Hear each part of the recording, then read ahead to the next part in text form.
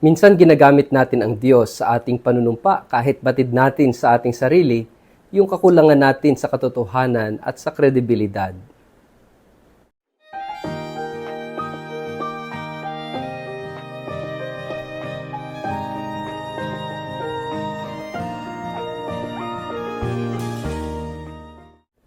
Ang mabuting balita ng Panginoon ayon kay San Mateo. Narinig din ninyong sinabi sa inyong mga ninuno, huwag kang susumpa ng walang katotohanan. Sa halip, tuparin mo ang iyong sinumpaang panata sa Panginoon. Ngunit sinasabi ko sa inyo, huwag kayong manunumpa kapag kayo'y nangangako. Huwag ninyong sasabihin, saksi ko ang langit, sapagkat ito'y trono ng Diyos. O kaya'y saksi ko ang lupa, sapagkat ito'y kanyang tuntungan. Huwag din ninyong sasabihin, saksi ko ang Jerusalem, sapagkat ito'y lungsod ng dakilang hari. Huwag mo ring ipanumpa ang iyong ulo, sapagkat ni isang buhok sa iyong ulo ay hindi mo kayang paputiin o paitimin. Sabihin mo na lang na oo kung oo at hindi kung hindi. Sapagkat ang anumang sumpang idaragdag dito ay buhat na sa masama. Ang mabuting balita ng Panginoon. Word of the day, hear what God has to say. Mapagpalang araw po sa inyong lahat. Kumusta po kayo? Ang atin pong word of the day ay swearing. Bago po tayo magpalalim sa atin pong refleksyon sa araw na ito, kayo po ay muli kong inaanyayahan na huwag kakalimutan mag-like, follow at subscribe sa atin pong Facebook page at YouTube channel na Word of the Day. Ganon din po pakishare ang video ito sa inyong kapamilya, kamag-anak, kaibigan, mga kakilala sa social media para sama-sama tayo sa pagiging media evangelizers at online missionaries na nagpapalaganap ng salita ng Diyos sa mundo ng social media. At kung kayo po'y nakikinig ng Word of the Day sa pamamagitan po ng Radyo Maria, mapagpalang pakikinig po sa inyong lahat, saan man kayong dako ng Pilipinas o saan mang dako ng daigdig. Mga kapatid, ikaw ba'y mahilig mag-swear, yung susumpa ka? Lalong-lalo na kapag may gusto kang patunayan, may gusto kang sabihin, at tila ba pakaramdam mo'y ayaw maniwala sa iyo ng mga tao sa paligid mo o kaya yung mga tao na gusto mong maniwala sa iyo. And you find yourself na hindi credible, not credible enough. Kaya ang gagawin natin, susumpa tayo at gagamit tayo ng pangalan ng Diyos o pangalan ng kung sino-sino para lang tayo maging credible, maging kapanipaniwala. So, kung ating titingnan, because of our lack of integrity, kaya natin nagagawa ito.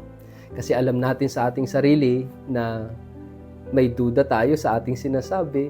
Minsan at the back of our mind ay yung sinasabi natin ay taliwas sa ating ginagawa o sa ating paniniwala. Kaya tayo mismo sa ating sarili, we lack credibility. And ang tendency, we need to banggitin kung sino-sino mga tao o minsan ginagamit natin ang pangalan ng Diyos sa ating panunumpa para lang tayo ay paniwalaan o maging kapanipaniwala. Mga kapatid, mag-iingat tayo at binabalaan tayo ni Jesus sa maling asal, maling gawang ito ng panunumpa. Nagagamitin natin ang pangalan ng Diyos o pangalan ng kung sino man o ang langit o ang lupa. Mahalaga na tayo mismo sa ating sarili, we find our own integrity. Ibig sabihin, hindi na natin kinakailangan ng iba para tayo paniwalaan. Para tayo paniwalaan, makita sana sa ating gawa yung ating sinasabi at yung sinasabi natin sa ating gawa. The reason why we lack integrity and we lack credibility ay dahil yung sinasabi natin ay hindi natin ginagawa at yung ginagawa natin ay wala naman sa ating mga sinasabi. So napakahalaga that we build our integrity first. At paano nga ba natin itatayo, paano natin bubuuhin yung ating kredibilidad? Mga kapatid, napakahalaga na tayo alam natin yung katotohanan. Katotohanan ng mga bagay, katotohanan sa ating sarili. At syempre yung katotohanan ng Diyos. Sapagkat yung katotohanan ay hindi lang nakadepende sa atin o sa ibang tao. There is such thing as objective truth no, na kung saan kahit saan ka pumunta o tinatawag ding universal truth na ito'y totoo. Paniwalaan man o hindi ng mga tao, yung katotohanan mananatiling katotohanan. Hindi pwedeng baluktutin, hindi pwedeng ibahin yung katotohanan, kundi mananatili siyang katotohanan dahil siya'y katotohanan. Hindi siya nakadepende kung kani-kanino, hindi siya nakadepende na sa nagsasalita. Hindi siya nakadepende dahil siya'y mayaman o siya'y makapangyarihan at kung ano sabihin nila, ito lang yung totoo. No. There is what we call universal and objective truth.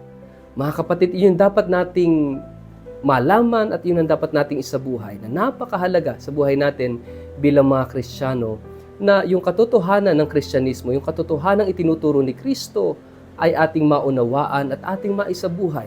At kapag nagawa natin ito, magkakaroon tayo ng integridad. At kapag tayo may integridad, tayo magkakaroon ng kredibilidad. Magiging kapanipaniwala yung ating sinasabi dahil ito'y totoo at dahil ito'y ginagawa natin. Pinatutunayan at pinatotohanan ng ating gawa, ng ating buhay, yung ating sinasabi. Hilingin natin mga kapatid itong grasyang ito na tayo ay maging totoo, magkaroon ng integridad at kredibilidad. Huwag na tayong manumpa, hindi natin kailangan yon. Dahil yung salita nating may katotohanan ay sapat na para tayo maging kapani-paniwala.